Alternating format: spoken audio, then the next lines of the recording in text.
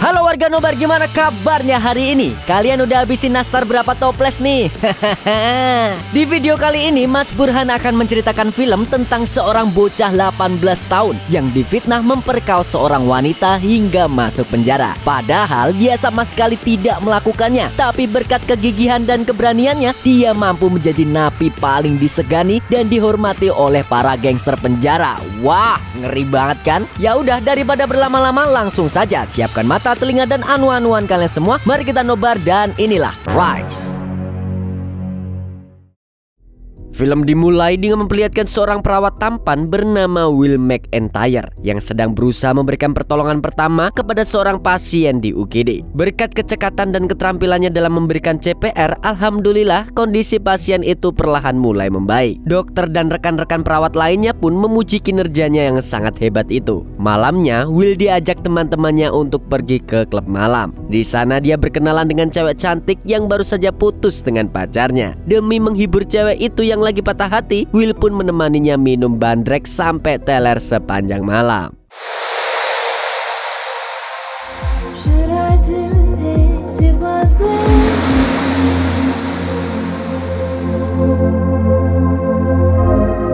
Keesokan paginya, Will yang baru saja mau pergi bekerja terkejut saat menemukan dua orang polisi datang ke rumahnya. Tanpa memberikan waktu bagi Will untuk bertanya apa yang sebenarnya terjadi, mereka langsung memeriksa rumah Will dan menemukan barang haram di kamarnya. Dan saat itu juga, Will langsung ditangkap dan dibawa ke kantor polisi. Ternyata, Will ditangkap karena dituduh telah memperkaos cewek bernama Jen Tier. Dan kebetulan, Jen ini adalah cewek yang ditemuinya di klub semalam. Saat di pengadilan, bahkan Jen mengaku kalau Will sudah memaksanya untuk berhubungan intim saat dia dalam kondisi teler karena pengaruh obat. Mendengar tuduhan itu, tentu saja Will langsung membantah karena dia ingat betul kalau mereka hanya minum bersama selama berjam-jam saja. Namun sayang, pembelaan Will tidak diterima oleh juri karena ada barang bukti berupa barang haram yang ditemukan di rumah Will. Pada akhirnya, hakim pun memutuskan bahwa Will bersalah dan dia dijatuhi hukuman penjara selama 6 tahun lamanya. Jury foreperson, how do you find the defendant? Guilty.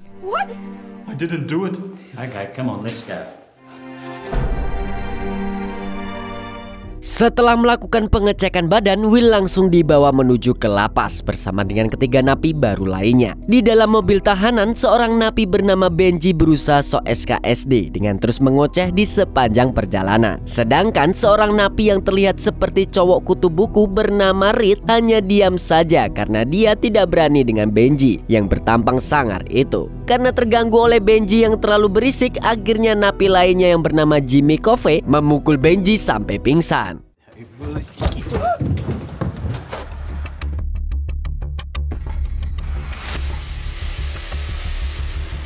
Setibanya di lapas, mereka langsung disambut dengan meriah oleh para napi lainnya. Apalagi ada salah satu napi Boti yang genit dan berusaha menggoda Will yang berparas ganteng itu. Saat mereka keluar dari mobil, mereka berempat disuruh untuk berbaris rapi dan seorang sipir wanita datang menghampiri mereka untuk memberitahu jika Will, Benji, dan Reed akan ditempatkan di ruangan sel yang sama, yaitu di sektor B. Sedangkan Jimmy sendiri ditempatkan di sel yang terpisah dengan mereka. Setelah mengambil baju tahanan, Will pergi menuju ke kamar selnya. Di sel itu dia bertemu dengan teman satu selnya yang bernama Butch. Selain Butch, Will juga berkenalan dengan seorang napi bernama George yang terlihat alim karena kemana-mana selalu membawa kitab. George pun bertanya berapa lama masa tahanan Will. Saat Will menjawab kalau dia dijatuhi hukuman 6 tahun penjara dengan mengajukan banding, George malah menimpali kalau pengajuan bandingnya itu akan memakan waktu yang lama karena bukan cuma dia saja, tapi rata-rata napi lainnya di sini banyak juga yang mengajukan banding karena menganggap mereka tidak bersalah. George juga memberi saran kepada Will agar menghindari masalah apapun kalau mau hidup selamat di penjara ini.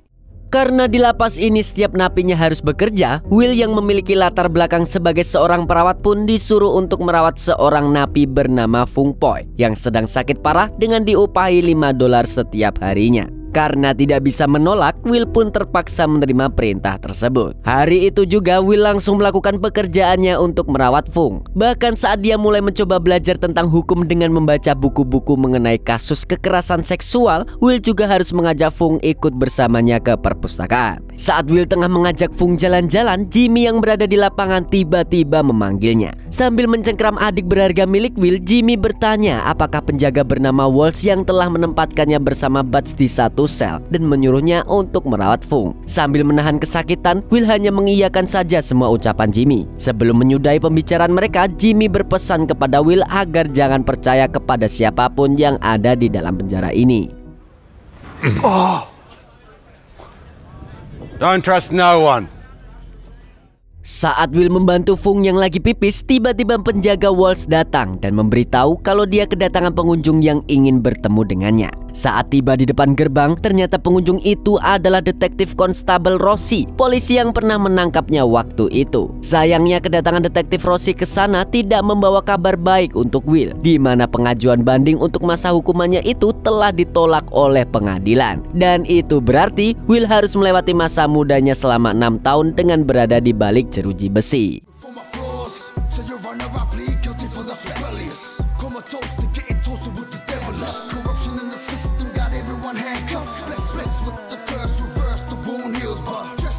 Merasa kecewa dengan keputusan tersebut, Will langsung menelpon pengacaranya yaitu Francis Peters untuk bertanya kenapa pengajuan bandingnya itu ditolak padahal dia sudah memenuhi semua persyaratan yang diajukan untuk melakukan banding. Di telepon, Francis mengatakan kalau ini bukan hanya masalah prosedur saja, tapi dia juga harus memiliki bukti yang kuat untuk membuktikan bahwa dirinya memang tidak bersalah. Karena itulah Francis tengah mengupayakan untuk mencari seseorang yang handal dalam mencari bukti-bukti kuat untuk memenangkan banding tersebut. Keesokan harinya, Will kembali mendapat kunjungan dan kali ini ibunya lah yang datang untuk menjenguknya. Sambil membawa Fung bersamanya, Will pun pergi ke ruang tunggu untuk menemui ibunya. Saat bertemu Will, ibunya memberikan sebuah jimat peninggalan mendiang ayah Will untuk disimpan putranya agar selalu dilindungi dari mara bahaya. Sang ibu juga bertanya bagaimana keadaan Will selama berada di lapas, karena khawatir kalau putranya itu tidak bisa hidup dengan layak di sini. Bisa dilihat kalau ibunya masih tidak terima jika Will harus dihukum atas kejahatan yang sama sekali tidak dilakukan oleh sang putra. Bahkan ibu Will sampai berteriak frustasi saking kesalnya dengan hukum yang selalu menindas orang lemah dan main asal tangkap orang saja tanpa berusaha memeriksa bukti yang ada dengan benar. Karena membuat keributan, ibu Will pun terpaksa diusir oleh sipir penjaga dari sana. 11-12 dengan hukum di Konoha lah ya, dimana hukum itu hanya berlaku adil bagi orang-orang berduit. I love you. Hari demi hari dilalui oleh Will dengan damai dan tenang di dalam penjara. Bahkan Will juga sudah mulai akrab dengan beberapa napi lainnya yang ada di sana. Dia juga terlihat asik menonton pertarungan ilegal yang dilakukan oleh para napi secara diam-diam setelah menyogok sipir penjaga sebagai uang tutup mulut. Bahkan para napi saling pasang taruhan untuk mendukung jagoannya masing-masing. Rape is such an easy charge to go down. What are you appealing? We lost all the intelligent jurors at selection and we're left with the one defamation lawsuit.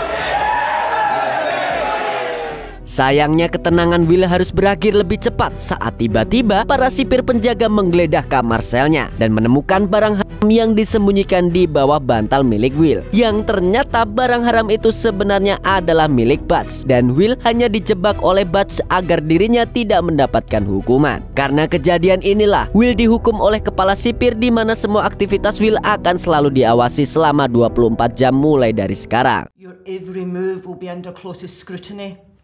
We'll be investigating every visitor on your list. Di tempat lain, Francis menemui kenalannya yang juga merupakan seorang pengacara bernama Julie Nile. Di situ, Francis meminta bantuan Julie untuk menangani kasusnya Will dan meyakinkan Julie kalau Will benar-benar tidak bersalah atas tuduhan yang dialamatkan padanya itu. Sayangnya dia menolak karena hakim yang menjatuhi hukuman bagi Will dikenal tidak pernah menerima banding tanpa adanya bukti yang kuat. Dan Julie tidak ingin mengambil resiko besar yang bisa mempengaruhi karirnya sebagai pengacara. Dengan nada bercanda, Julie malah berkata kalau Francis menginginkannya untuk menangani kasus ini, maka dia harus membayar uang muka lebih dahulu sebesar $40.000 kepadanya. Sementara di lapas, Will dikunjungi oleh kenalannya yang bernama John. Saat mengobrol dengan John, Will langsung curhat kalau dia tidak bisa memaafkan Jane yang telah menjebaknya sehingga dia harus dipenjara seperti ini. Namun John yang religius memberi saran supaya Will bisa berlapang dada dan mau memaafkan Jane suatu hari nanti agar bisa hidup dengan damai. Meski begitu, saat ini Will tetap masih tidak ridho karena gara-gara tuduhan itu namanya jadi tercoreng dan dia harus kehilangan pekerjaan, teman-teman, dan kehidupan masa mudanya. And you expect me to forgive her? The newspapers have smashed any reputation I have left, and even some of my good friends have snubbed me. Come on.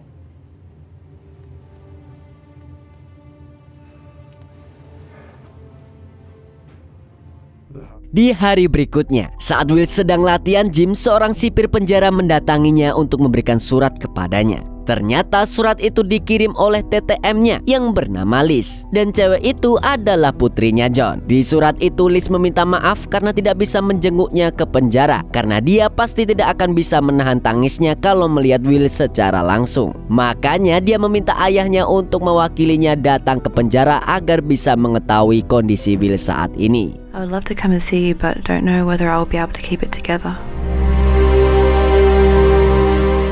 Setelah mendapat surat dari Liz, entah kenapa keinginan Will untuk bebas dari penjara semakin meningkat. Jika tidak bisa menggunakan cara legal untuk keluar dari penjara, Will pun kepikiran untuk menggunakan cara lebih ekstrim agar bisa kabur dari penjara secepatnya. Karena itulah dia pergi menemui Jimmy untuk meminta bantuannya. Sayangnya Jimmy menolak karena tidak ingin Will mengambil resiko yang akan merugikan dirinya sendiri. Di tengah pembicaraan mereka, tiba-tiba beberapa napi berantem di tengah lapangan. Melihat itu, Jimmy langsung bergegas pergi ke sana untuk menghentikan perkelahian itu. Namun dia malah ditahan oleh sipir penjaga karena dikira juga terlibat dalam perkelahian tersebut. Alhasil Jimmy pun dihukum dan ditempatkan di sel isolasi selama beberapa waktu.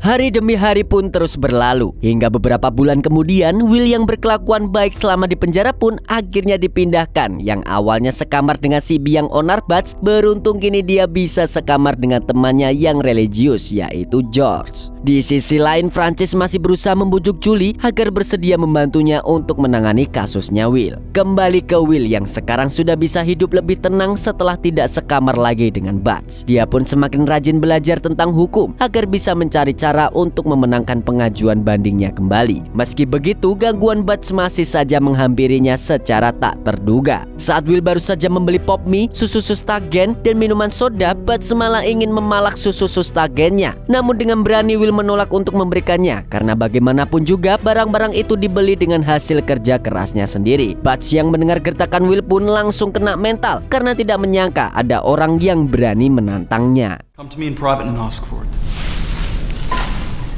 Saat jam makan siang, Will bertemu dengan Jimmy di kantin penjara. Tidak hanya Will yang dipindahkan kamar selnya, Jimmy juga sudah ditempatkan di sektor B yang sama dengan Will. Di situ Jimmy mengatakan kalau dia bersedia membereskan wanita itu asalkan Will memberikannya imbalan sebesar $10.000 kepadanya. Mendengar itu, Will yang sudah mulai berubah menjadi lebih alim langsung menolaknya mentah-mentah. Karena meski dia belum bisa memaafkannya 100%, namun dia tidak akan pernah meminta seseorang untuk membunuh orang lain. Dan Will pun percaya kalau Jimmy juga bukan orang yang seperti itu. Namun Jimmy bercerita kalau dia sudah pernah membunuh seseorang saat dirinya masih kecil. Makanya Jimmy berkata kepada Will kalau dia tidak sebaik yang dipikirkan olehnya.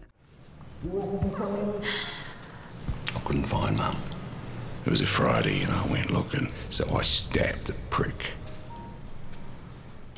Malamnya, Will tidak bisa tidur karena terus memikirkan nasibnya yang sial ini. Saking frustasinya, dia meluapkan semua rasa sedihnya itu dengan menulis surat untuk Jane, cewek yang telah membuatnya dijebloskan ke penjara. Sambil menangis, Will menuliskan semua hal yang diketahuinya, di mana dia yakin kalau tidak pernah memperkaosnya dan mereka berdua hanya menghabiskan waktu bersama atas dasar suka sama suka. Meski Will tidak tahu kenapa Jane melakukan itu padanya, namun dalam surat itu Will juga mengatakan kalau dia sudah memaafkan semua perbuatan Jane kepadanya karena dia hanya ingin hidup tenang tanpa harus menyimpan dendam di sepanjang hidupnya. I forgive you.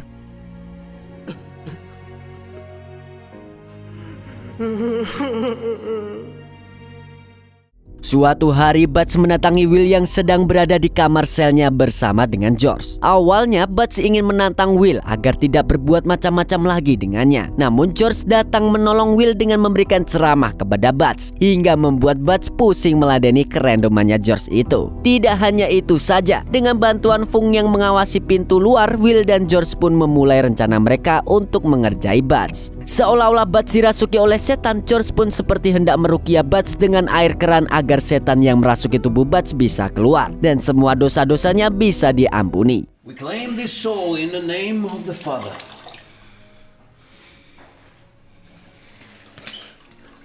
Welcome to the kingdom. Keesokan harinya, Will kembali mendapatkan kunjungan. Siapa sangka orang yang datang menemuinya adalah Julie. Saat bertemu Will, Julie menyampaikan kalau dia sudah mengetahui masalahnya dari Francis. Meski sempat menolak, tapi akhirnya Julie bersedia untuk menangani kasus Will. Karena sebagai seorang pengacara, dia tidak bisa membiarkan orang yang tidak bersalah harus dihukum seperti ini. Mendengar hal itu, Will pun merasa senang dan sangat berterima kasih karena Julie mau membantunya. Setelah bertemu Julie, Will segera menelpon Francis untuk mengucapkan terima kasih kepada pengacaranya itu. Namun Francis mengingatkan Will agar tetap bersabar karena segala persiapannya pasti membutuhkan waktu yang tidak singkat. Saat Will hendak bertanya kapan sidang bandingnya dilaksanakan, tiba-tiba alarm peringatan di penjara berbunyi. Attention staff, code blue. All prisoners return to the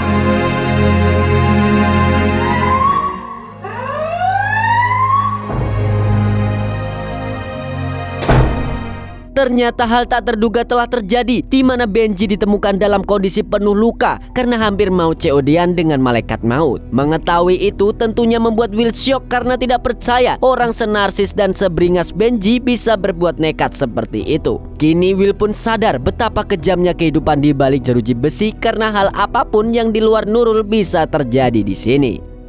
Welcome to the jungle, my friend. In here, even small things can make people crack. Those who hope in the Lord will renew their strength. Namun hal itu justru semakin membuat Will berusaha untuk menjadi lebih kuat agar dirinya bisa terus bertahan hidup di dalam lapas sampai hari pembebasannya tiba. Will yang dulu mudah dibully dan diintimidasi oleh penjaga sipir dan napi senior yang lebih kuat, kini tidak takut lagi untuk berhadapan dengan mereka. Selain itu, Will juga menjadi semakin akrab dengan napi lainnya sampai sering main gaple setiap hari bersama mereka. Bahkan Will juga berlatih tinju dengan Jimmy dan menggunduli rambutnya agar terlihat lebih sangar.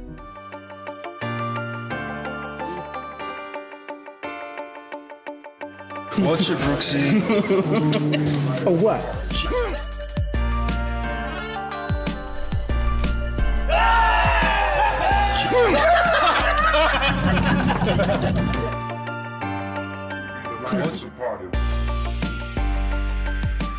Suatu hari saat sedang membersihkan diri di kamar mandi, Jimmy bercerita kepada Will kalau hari ini dia akan pergi ke pengadilan untuk mengikuti sidang pembelaan atas kasusnya. Jimmy meminta saran apa yang harus dilakukannya karena jika dia mengaku bersalah maka masa hukumannya akan ditambahkan menjadi 10 tahun lagi. Namun jika dia tetap tidak mengaku bersalah maka dia tetap akan diadili dan polisi akan memindahkannya dari lapas ini. Mendengar itu, Will tidak bisa berkomentar banyak karena semua keputusan tetap ada di tangan Jimmy sendiri. Dia hanya berharap yang terbaik untuk Jimmy. Hari itu Will pun mengantar kepergian Jimmy dengan rasa sedih, namun penuh harap jika Jimmy juga bisa mendapatkan keadilan untuk dirinya sendiri.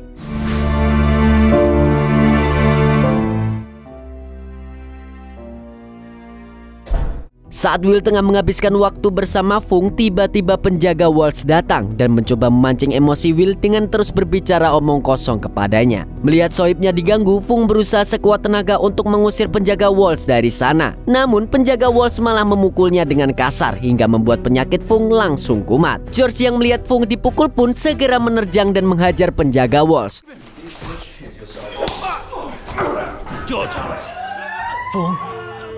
Breathe, Fung! Leave me, Bush! George, be the fool!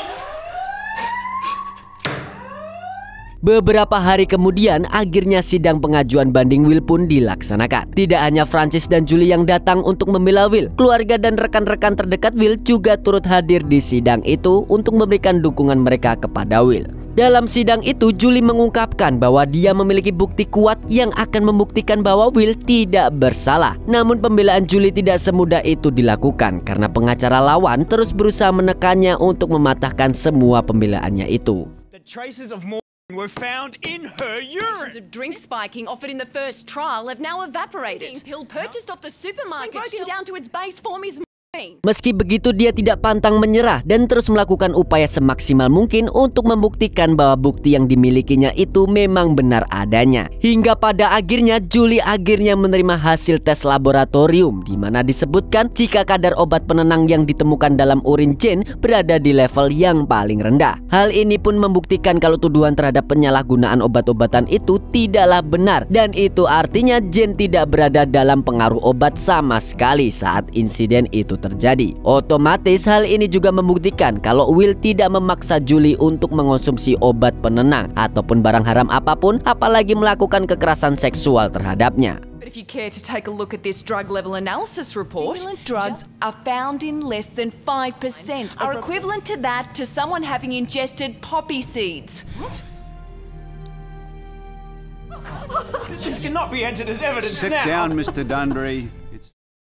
Hingga beberapa hari kemudian keputusan pengadilan pun diumumkan, di mana kali ini Will mendapatkan kabar baik karena pengajuan bandingnya telah disetujui oleh pengadilan. Dan hari itu juga Will pun sudah resmi terbebas dari statusnya sebagai narapidana dan dapat keluar dari penjara. Sebelum pergi, Will menyempatkan dirinya untuk berpamitan dengan teman-teman napi yang lain. Bahkan Fung sampai menangis saat melepas kepergian Will yang sudah dianggapnya seperti saudaranya sendiri. Meski sejak awal Will sangat ingin keluar dari penjara, namun dia tidak akan pernah melupakan hal-hal berharga yang telah dipelajari olehnya selama berada di dalam penjara.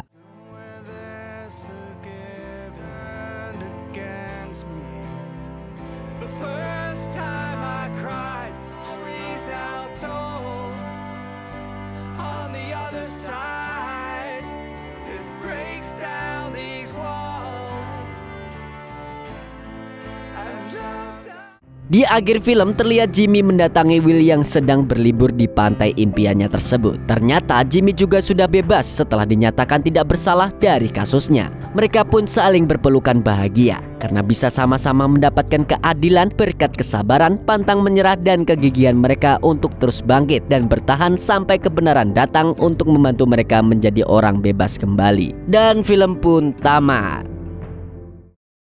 Nah, dari film ini kita bisa belajar kalau tidak apa-apa untuk jatuh berkali-kali selama kamu punya keinginan untuk terus bangkit dari keterpurukan. Dan yang paling penting harus yakin kalau kebenaran gak akan pernah terkubur jika masih ada orang-orang baik yang mau memperjuangkan keadilan. Dan segitu dulu dari Mas Buran Sang Kicau Mania, sampai jumpa di video selanjutnya. Bye-bye.